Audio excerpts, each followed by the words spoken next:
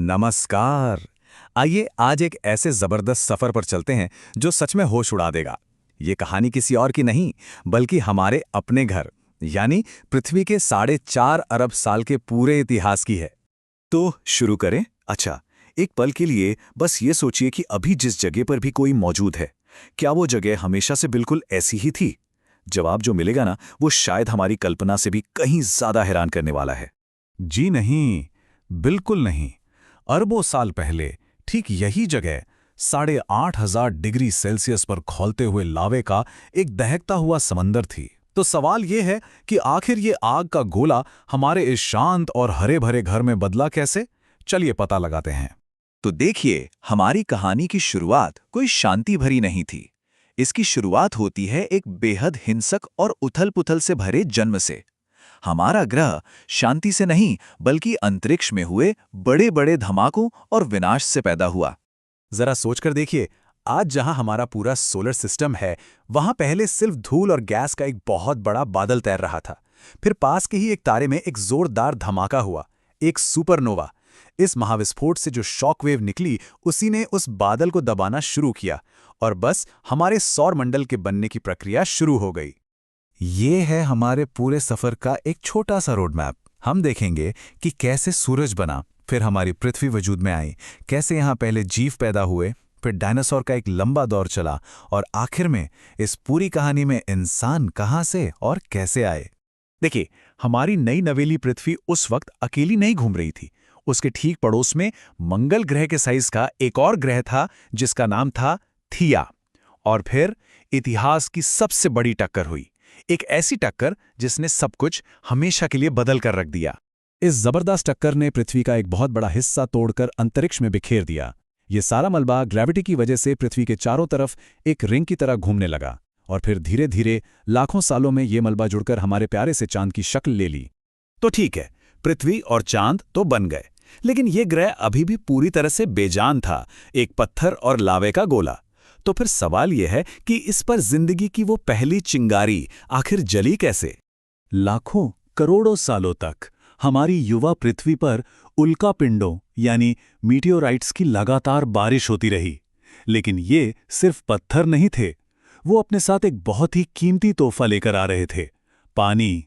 इन्हीं उल्कापिंडों ने बूंद बूंद करके धीरे धीरे हमारी पृथ्वी के महासागरों को भर दिया।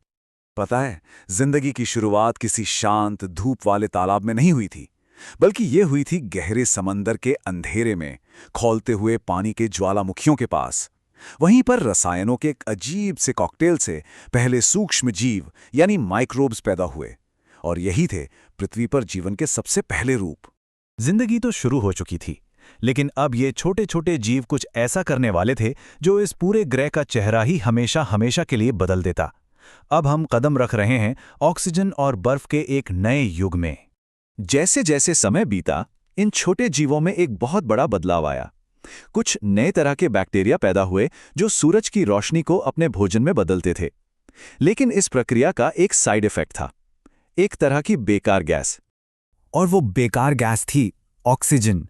इतिहास में पहली बार ये पावरफुल गैस हमारे समंदरों और हवा में घुलने लगी। ये एक ऐसी क्रांति थी जिसने आने वाले जीवन के लिए सब कुछ बदल दिया। और इसका नतीजा बेहद चौंकाने वाला। हवा में जो ऑक्सीजन थी उसने जमीन और समंदर में मौजूद लोहे के साथ रिएक्ट करना शुरू कर दिया, और नतीजा ये हुआ कि हमारी पूरी पृथ्वी पर सचमुच जंग लग गया और वो मंगल ग्रह की तरह लाल हो गई। इसके बाद तो पृथ्वी एक अजीब से चक्र में फंस गई। ज्वालामुखी कार्बन डाइऑक्साइड छोड़ते, जिससे एसिड वाली बारिश होती और तापमान तेजी से गिरता। जल्द ही पूरी की पूरी पृथ्वी एक बड़े से बर्फीले गोले में बदल गई, जिसे स्नोबॉल अर्थ भी कहते हैं।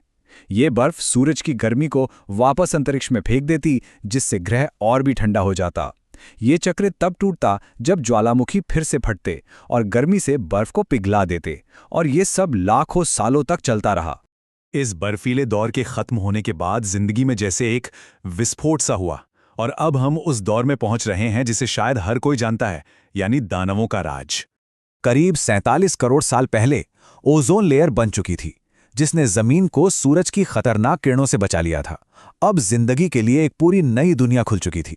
समंदर से निकलकर पहले पौधे जमीन पर आए, फिर बड़े बड़े जंगल उगे और जल्द ही पहले जानवरों ने जमीन पर अपना पहला कदम रखा। और फिर आए इतिहास के सबसे मशहूर जीव डायनासोर। उन्होंने लगभग 20 करोड़ सालों तक इस ग्रह पर राज किया। सोचिए, 20 करोड़ साल। जमीन, समंदर, आसमान, हर जगह बस उन्हीं का कब्जा था। ये उनकी दुनिया थी और वो इसके बेताज बादशाह थे। लेकिन उनका ये राज हमेशा के लिए नहीं रहने वाला था। अंतरिक्ष के अंधेरे से एक तबाही उनकी तरफ बढ़ रही थी। माउंट एवरेस्ट से भी बड़ा एक एस्टेरॉयड 80,000 किलोमीटर प्रति घंटे की रफ्तार से। जब ये एस्टेरॉयड पृथ्वी से टकराया तो उससे जो एनर्जी निकली वो हमारी सोच से भी परे है। बस यूं समझिए कि जैसे 10 करोड़ परमाणु बम एक साथ एक ही जगह पर फटे हों। जहां टक्कर हुई वहां तो सब कुछ पल भर में भाप बन गया। फिर धूल का एक बहुत बड़ा बादल आसमान में उठा और उसने सूरज को पूरी तरह ढक लिया। पृथ्वी अंधेरे और ठंड में डूब गई। इसके बाद आए भूकंप, सुनामी और फटे ज्वालामुखियों ने बाकी कसर पूरी कर दी। इस महाप्रलय ने डायनासोर का नामो निशान मिटा दिया। डायनासोर का अंत एक दुनिया के लिए तबाही जरूर था, लेकिन एक नई दुनिया के लिए ये एक नया मौका भी था। अब हम इस कहानी के आखिरी अध्याय में पहुंचते हैं, हमारा आगमन और हमारा भविष्य। जब ऊपर पूरी दुनिया जल रही थी, तब हमारे छोटे छोटे दूध पिलाने वाले पूर्वज जमीन के नीचे बिलों में छिपे हुए थे, और जब तबाही थमी और धूल हटी तो वे एक नई दुनिया में बाहर निकले। एक ऐसी दुनिया जिसमें अब उनका शिकार करने वाला कोई बड़ा राजा नहीं था। उन्हीं छोटे जीवों से आगे चलकर हम इंसानों का विकास हुआ। देखिए, पृथ्वी की कहानी 4.5 अरब साल लंबी है, हमारी अपनी कहानी कुछ लाख साल। लेकिन ये बात हमें सोचने पर मजबूर करती है कि इतने कम समय में हमने इस ग्रह को इतना ज्यादा बदल दिया है। पृथ्वी के इतिहास का अगला अध्याय कैसा होगा, ये शायद पहली बार किसी एक प्रजाति पर यानी हम पर निर्भर करता है।